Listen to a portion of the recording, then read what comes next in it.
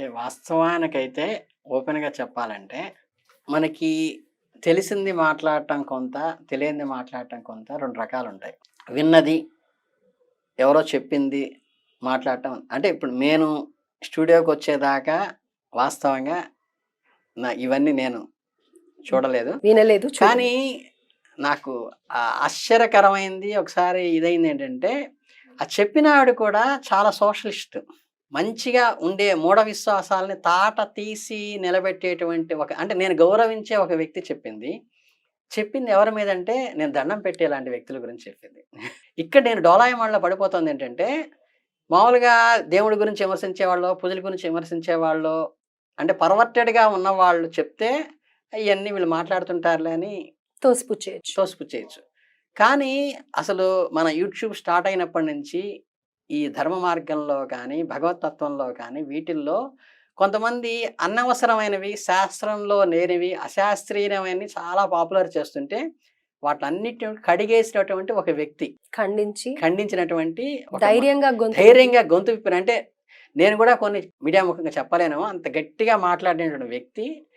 మరి ఎందుకో నేను చాలా గౌరవించి నమస్కారం పెట్టేటువంటి ఒక వ్యక్తుల గురించి మరి ఆవిడకున్న ఇన్ఫర్మేషన్ ఏమిటో నాకు తెలియదు. యాక్చువల్‌గా అయితే ఆవిడకి ఫ్యాక్ట్ ఎంత ఉందో అంటే డేటా లేకుండా ఇంత ధైర్యంగా యూట్యూబ్‌లో అందులో ఆవిడది ఓన్ ఛానల్.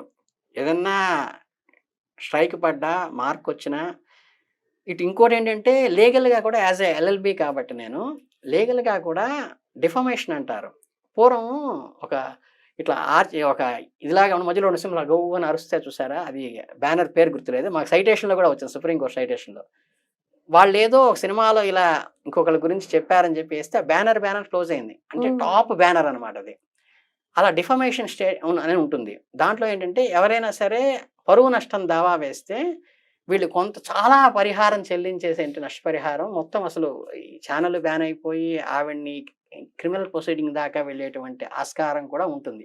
అయినప్పటికీ ఇంత సోషల్‌గా ఉండి సోషలిస్ట్‌గా అంటే సోషల్ రిఫార్మిస్ట్‌గా ఉన్నటువంటి వ్యక్తి చెప్పిందంటే మరి ఆవిడకున్న ఆదాలేమో నాకైతే ఫ్యాక్ట్‌గా ఆవిడని నేను తప్పు పట్టలేను. కానీ ఏంటంటే ఇది సభాముఖంగా చెప్పటం అనేది ఏంటంటే నీకేదైనా రైట్ ఉంటే పబ్లిక్ ఇంట్రెస్ట్ లిటిగేషన్ అని ఒకటుంది. అది వ్యక్తిగతంగా యేసుకొని లేతే వాళ్ళకో నోటీస్ ఇచ్చి ఇలా జరిగిందట, ఫలానా వాళ్ళు అన్యాయం అయ్యారు. ఇప్పుడు దేనికేంటంటే ఇక్కడ ఎప్పుడూ కూడా ఏంటంటే లీగల్‌గా ఏం చెప్తారంటే అన్యాయం అయిన వాళ్ళకి కేసు పెట్టాలి. అంటే మీ వల్ల నేను మోసపోయినా, నా వల్ల మీరు మోసపోయినా అది 420 కేసైనా ఇంకేదైనా క్రిమినల్ కేసైనా సరే ఎవరైతే బాధితుడు, బాధితురాలు ఉంటారో వాళ్ళకి మాత్రమే రైట్ ఉంటుంది. అంటే మన న్యాయం కోరేటువంటిది. అప్పుడు నిజంగా వీళ్ళ ముగ్గురు వల్ల గాని, నలుగురు వల్ల గాని మహానుభావుల పేర్లు ఉటంకించడం నాకు ఇష్టం లేదు. నిజంగా వాళ్ళ వల్ల ఎవరైనా సఫర్ అయ్యి ఉంటే, వాళ్ళ వల్ల ఎవరైనా ఆడవాళ్ళు మోసపోయి ఉంటే, ఆ విక్టిమ్‌కి మాత్రమే రైట్ ఉంది తప్పితే, వాళ్ళ వ్యక్తిగత జీవితాల్లోకెళ్ళి పక్క వాళ్ళు కామెంట్ చేసే అధికారం లేదు. కాకపోతే ఆవిడ కామెంట్ చేయడానికి కారణం ఏందంటే, 10 మందికి ఒక సలహా ఇచ్చే స్థితిలో మనం ఉన్నప్పుడు, మనకంటూ ఒక ప్యూరిటీ ఉండాలి కదా!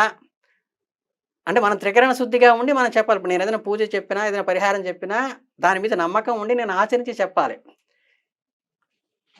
ఆచరించకుండా చెప్పేది కరెక్ట్ కాదు గదా! అన్న ఉద్దేశంతో ఆవిడ ఆ రూట్‌లో సోషల్ రిఫార్మిస్ట్‌గా ఆలోచించి ఉంటుంది తప్పితే, కానీ ఇది కరెక్ట్ కాదు. ఎందుకంటే నేననేది మనకి ఇప్పుడున్న పరిస్థితుల్లో ఒక ముల్లా మీద గానీ, ఒక చర్చి ఫాదర్ మీద గానీ, ఆ కమ్యూనిటీ వాళ్ళు వ్యతిరేకంగా చేసింది మనం ఏ రోజు చూడలే.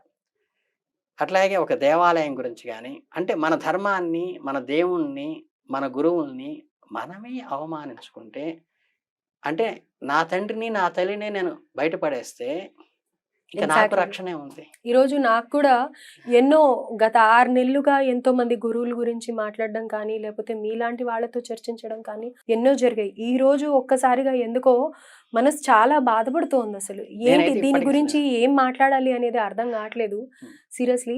అంటే వాళ్ళు కొంచెం కఠినంగా మాట్లాడినప్పటికీ వారి మీద ఒకళ్ళలో నేను కూడా వీడియో చేసినప్పటికీ కూడా ఇప్పుడు నా మనసు కూడా ఎంతో బాధపడుతుంది. అంటే ఏంటి మనం ఒక్కొక్క సందర్భంలో వీళ్ళని ఎగ్జాంపుల్‌గా తీసుకున్నాం. మరి ఇలాంటి వాళ్ళ మీద ఏంటి ఈ రోజు అనని మనసు చాలా అంటే చాలా బాధపడుతోంది. ఈ వీడియో చేయడానికి కూడా నేను మామూలుగా అయితే ఏదన్నా ఉంటే వెంటనే కాంట్రోవర్షియల్‌ది తీసి ఇది కాదు అని ఖండించి మాట్లాడే నేను ఈరోజు ఎందుకో మాట్లాడలేకపోతున్నాను. నిన్న కాక మొన్న మా ఛానెల్స్‌లోనే చూసినట్టయితే గనక నేను కొంచెం కొంతవరకు నా స్థాయికి తగ్గట్టు యాంకర్‌గా నేను ఏం మాట్లాడాలో అవి వేరే వారితో మాట్లాడి ఖండించిన సందర్భం ఉంది. ఈరోజు నేను గురువుగారిని మాట్లాడనివ్వకుండా నేనే మాట్లాడుతున్నాను అనని మీరు అనుకోనుండొచ్చు.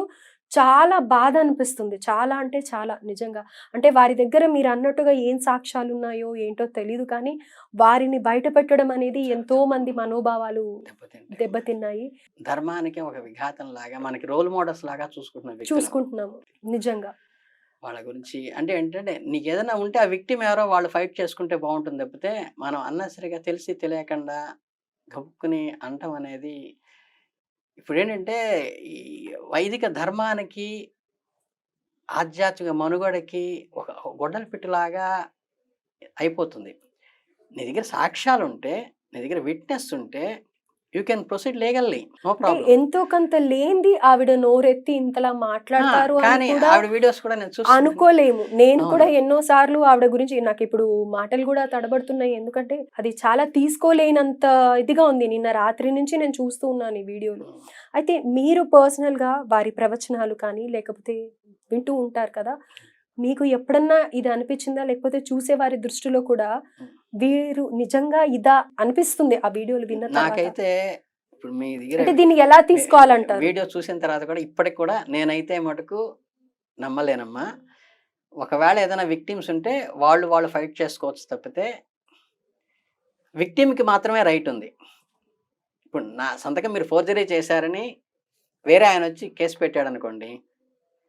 నేనొచ్చి లేదండి ఆవిడేం చేయలేదు. అది నా సంతకమే అన్నాననుకోండి. Case close.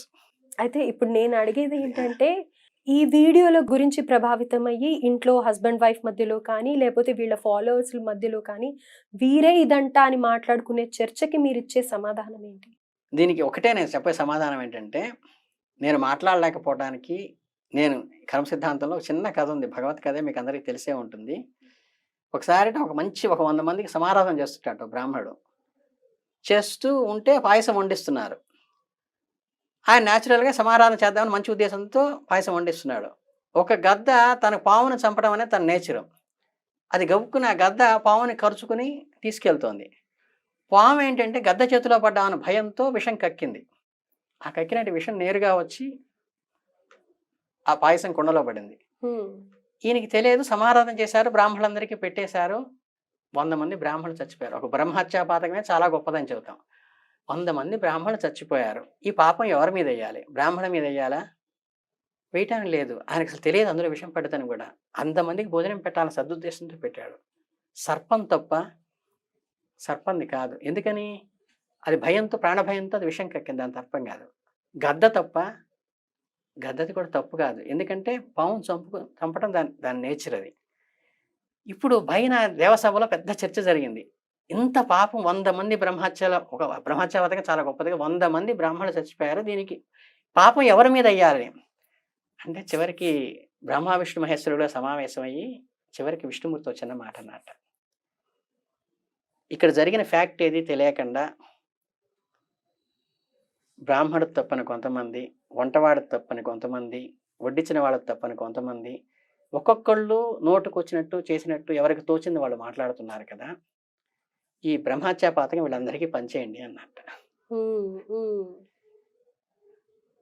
అంటే ఏంటంటే ఫ్యాక్ట్ తెలిసిన వాళ్ళు వాళ్ళ రైట్ ఏదో వాళ్ళు ప్రొసెస్ అవుతారు. మనకి ఫ్యాక్ట్ తెలియకుండా, అందులో నిజానిజాలు తెలియకుండా, సాక్ష్యాధారాలు లేకుండా ఎవరైతే ఇలాగుట, అలాగుట, ఇదయిందిట, అదయిందిట అంటారో తెలిసి ఉన్నవాళ్ళు మాట్లాడితే వాళ్ళకేం దోషం రాదు.